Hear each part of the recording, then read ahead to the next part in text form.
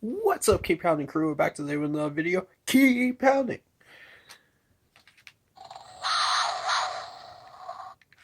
Today's topic is Teddy Bridgewater blame game. If you like the video, if you like the channel, hit the like button, hit the subscribe button, hit the bell, select all, and let's get into it. Leave a comment down below if you feel like doing so. Now, Elena Getzenberg, the most updated tweet is Teddy took responsibility for his play today on how he will move on during the bye week.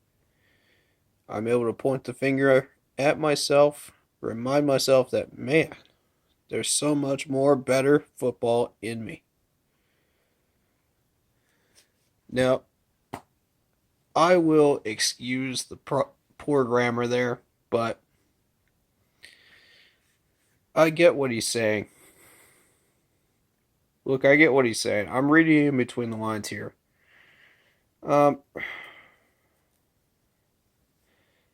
He's trying to take all of this frustration from the loss and put it on himself. Now, that's a contradiction from what he did before. So, I think, yes, we should give him a pass here. And I think we should not give him a pass for the play on the field, though. His skills on the field are much better than this. We all know this. Let's not pretend they aren't. And let's not pretend that Joe Brady is not calling crappy plays. Because he is. Otherwise, Teddy wouldn't have to audible at least 75% of those plays. And you saw Cam Newton have to audible at least 75% of the plays that Norv put out there too. So, it's coaching. It begins with coaching. And it ends with the quarterback executing. Now, if we can call the proper plays to begin with, Teddy won't have to audible. Correct? Think about that. Think about what we could do with a good offensive coordinator to where we don't have to audible 75% of the time. And we know the play is going to work. We know the offensive coordinator took into account the play call of the defense. We know the offensive coordinator took into account the particular areas where we can actually exploit the defense, which in this case was the running game during the Vikings game, which we did for a while. Why did we abandon it? That's the real question here, and that's the question I want to bring up to everybody. Why did we abandon what was working? Remember the old phrase, don't fix what ain't broke? Excuse the southern expression there, but it's true. It's true. Why fix what's not broken here? And I just don't understand why anyone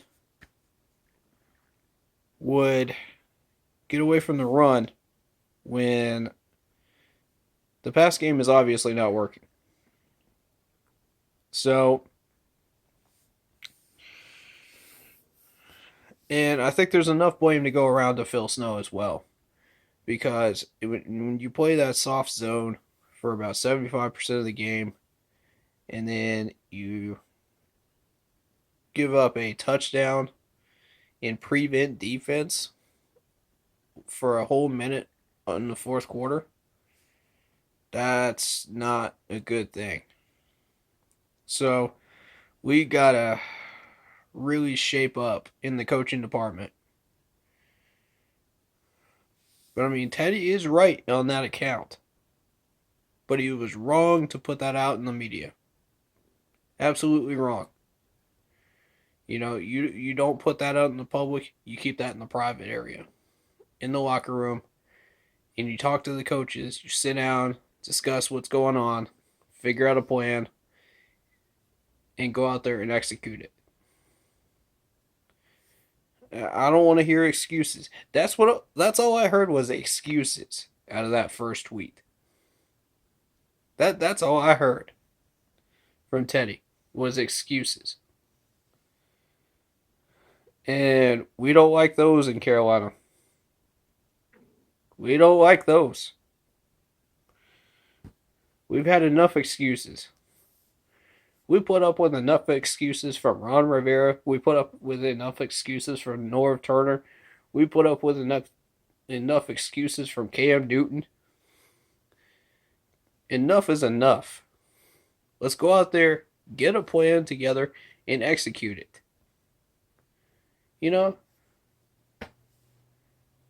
Why do we slack off when we got a 11-point lead in the fourth quarter?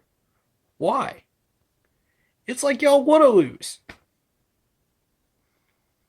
And we were actually in the playoff hunt. That's what actually aggravated me. Was we were actually in the hunt. We actually had a chance to play for a wild card spot. And we threw it out the window. Now, normally I wouldn't advocate for playing for a playoff spot because of how rough this season has been, but I feel like we were playing well enough that we deserved a spot in the playoffs, as a second wild card spot. Because of the fact that how we played against the Chiefs, how we played against the Saints, how we played against the Raiders, and how we played against the Vikings for a good 3.5 quarters. I feel like we deserve that spot. But you can't always get what you wish for. And now we're playing for picks, which is fine. We'll take the consolation prize. We'll take the top 10 in picks. That's fine. I didn't expect to win this Vikings game anyway. Did any of you? Before that kickoff? Let's be honest. Did you? I was already calling it a no. But, whatever we have to do to get a drop spot. Now, we will eventually have to deal with KK Short. That's going to be another video in and of itself at the end of the season. What do we do with him? But right now, I can tell you 4 players I do not want on this roster as of right now, and an offensive coordinator named Joe Brady. Because actually, I'm going to be leaning on Joe Brady, and I'm going to say, let's get rid of Phil Snow. Let's get rid of Phil Snow, because Phil Snow is not getting it done this year. Let's be real. I'll be patient with Joe Brady, because a good 60% of the plays he was calling did get us into field goal range. But once we got into field goal range, it just became a 3-ring circus of miscues. And I blame Teddy a lot for that. But that's for another day. Right now, I want Phil Snow gone. I want Tahir Whitehead gone. I want Chris Reed gone. And I want Corn Elder gone. None of these four should be on our roster after this year. None of those four. And I'll add on Troy Pride Jr. as well. Because I was not happy with the way he played. At all. Now, on a positive note, I believe that we should bump up Efe Obada into a starting role. If he is not there already. So, and my reason being is he's earned it. Look at the quarterback pressures he's gotten. Look at the sacks he's gotten. That's more than Jeremy Chinn's been able to get when he gets pressure on him. You know? So, give the man credit where it's due. So, ending this video on a positive note,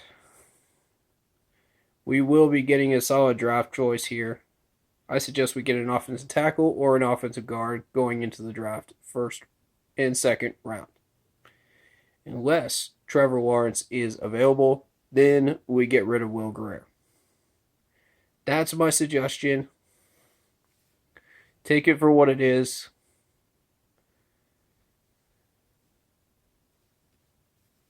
Keep pounding.